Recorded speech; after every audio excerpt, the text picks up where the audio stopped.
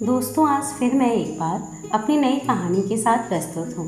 कहानी पसंद आए तो लाइक कीजिएगा और शेयर कीजिएगा और ऐसी नई कहानियों के लिए मेरे चैनल को ज़रूर सब्सक्राइब कर लें। राहुल ने कहा, माँ, बहू को गृह प्रवेश भी कराओगी या यूं ही सोचती रहोगी? सुनकर सीमा विचारों से बाहर आई। सीमा को लग रहा था जैसे कल की ही बात है, जब गांव जाते समय कस्बे के बाहर मिठाई की दुकान पर उसे एक बच्चा मिला था। उम्र यही कोई 10 बरस की होगी और हाफ पैंट शर्ट पहने था, पैर में हवाई चप्पल, और उसे एकटक देखे जा रहा था। सीमा को उस पर दया आई, पास बुलाया और हलवाई से 2 समोसे लेकर उसकी ओर बढ़ाया। बच्चा भूखा तो था परंतु सकुचा रहा था। सीमा ने प्यार से पुचकारा और खाने का आग्रह किया। बच्चा धीरे धीरे खाने लगा। सीमा ने उसे एक गुलाब जामुन भी लेकर दिया। बच्चे ने खाकर पानी पिया। सीमा भी मिठाई लेकर ऑटो स्टैंड की ओर चल पड़ी। बच्चा भी उसके पीछे हो लिया। सीमा ने जब बच्चे को साथ आते देखा तो उससे उसके माँ बाप और घर के बारे में पूछा। बच्चा कुछ देर चुप रहा। बहुत पूछने पर बताया कि वह घर से भाग आया है। सीमा ने कहा, चलो तुम्हारे घर चलें, तुम्हारे माँ पापा इंतज़ार कर रहे होंगे। बच्चा सहम कर 2 कदम पीछे हट गया। नहीं जाना मुझे घर, वो नीचे देखते हुए बुदबुदाया। क्यों? सीमा ने पूछा। तो बच्चे ने जो जवाब दिया वह सीमा के लिए अकल्पनीय था।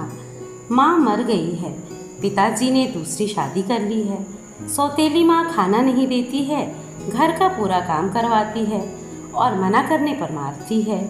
बच्चे की आंखों से दर्द और सच्चाई झलक रही थी। मेरे घर चलोगे?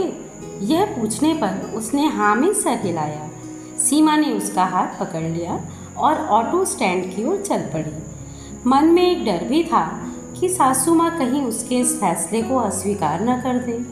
जो होगा देखा जाएगा, इस सोच के साथ वह ऑटो में बैठकर बच्चे के साथ गांव की ओर चल पड़ी। रास्ते भर में उसने बच्चे के लिए एक नया नाम सोच लिया। लगभग 25 मिनट बाद ऑटो घर के सामने रुकी। राहुल, हाँ, यही नाम दिया था सीमा के मन मस्तिष्क ने। उस बच्चे को लेकर घर में प्रवेश किया। घर में सभी प्रश्नसूचक दृष्टि से राहुल की ओर देखने लगे। सीमा ने सासू माँ का परिचय राहुल से दादी के रूप में कराया। राहुल ने आगे बढ़कर दादी के पैर छू लिए। स्वतः दादी के हाथ आशीर्वाद के लिए उठ गए। तब तक सीमा का बेटा सौरभ भी वहाँ आ गया। सीमा ने सौरभ से कहा, यह तुम्हारा छोटा भाई है। सौरभ की उम्र लगभग 15 वर्ष थी और उसका स्वभाव मिलनसार था। पति घर में नहीं थे, उनका काम बाहर का रहता था। कभी कभी 2 महीने बाद लौटते थे। सीमा ने राहुल को सौरभ के कपड़ों में से छोटे हो गए कपड़े छांट कर पहनने को दिए। इतनी देर में राहुल हाथ मुंह धोकर आ गया। सौरभ अपनी और राहुल के लिए थाली परस कर ले आया।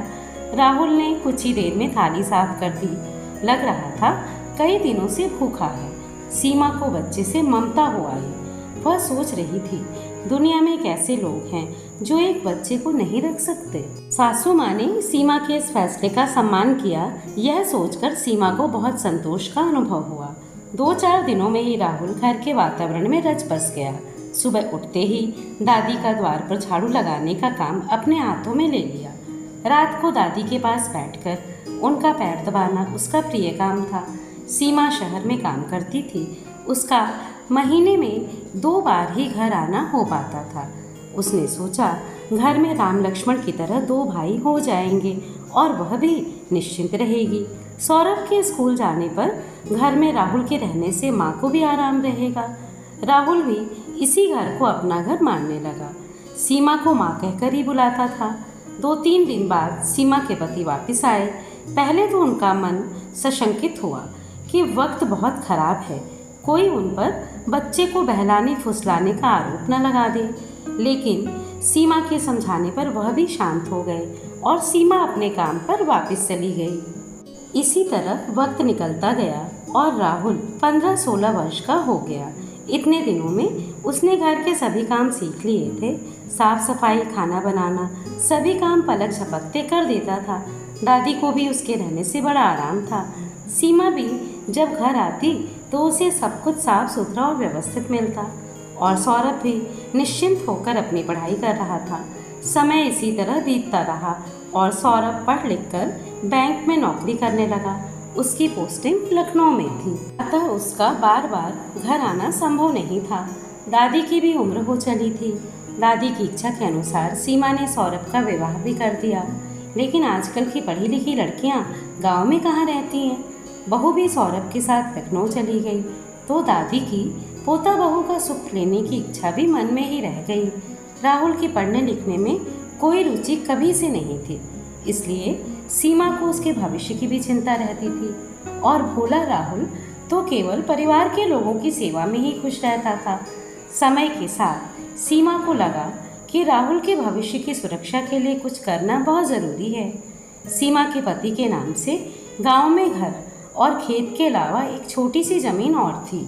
सीमा ने पति को समझा बुझाकर वह ज़मीन राहुल के नाम पर रजिस्ट्री करवा दी और उस पर 2 कमरे और छोटी सी दुकान बनवा दी, जिससे राहुल भी अपनी रोजी रोटी के लिए किसी पर आश्रित न रहे। एक अच्छी सजातीय घरेलू लड़की देखकर उसका विवाह कर दिया।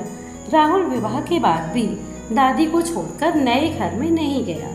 दादी की पोते बहू का सुख लेने की इच्छा सही मायने में अब पूरी हुई थी। बहू सास और दादी सास दोनों की देखभाल बेटी की तरह करती थी। बच्चे कमाने लगे थे, इसलिए सीमा काम छोड़कर घर में ही रहती थी। 1 सप्ताह पूर्व राहुल की बेटी हुई थी और आज अस्पताल से बहू घर आने वाली थी।